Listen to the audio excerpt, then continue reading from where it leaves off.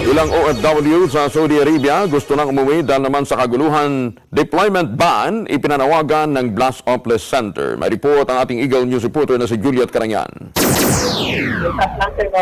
Dahil sa nararamasang tensyon at pambobomba sa border ng Yemen at Saudi Arabia, nanawagan ng Blas Oples Center kasama ilang dating OFWs na nagtrabaho noon sa Saudi na tingnan ang sitwasyon ng mga Pilipino sa Saudi Arabia.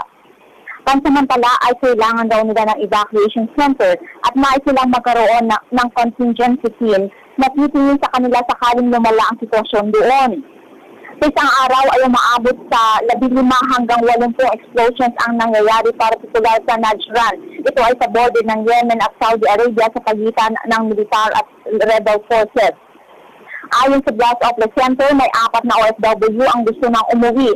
Sila sina Harold Abiera, Hamoran, Benji De Leon at Roland Flores. Pinapayagan naman daw ang kanilang mga employers na makauwi pero nanghihingi sila ng recruitment cost. Bukod sa contingency measures, nanawagan din ng Blas Oples sa DFA at POEA na magkaroon ng deployment ban dahil sa kabila ng kaguluhan ay may pumapasok pa rin OFW sa naturang bansa. Sa ngayon ay may 5,000 Filipino workers sa border ng Yemen at Saudi Arabia. May mga nurses at household services workers na pumapasok pa rin sa kanilang mga employers.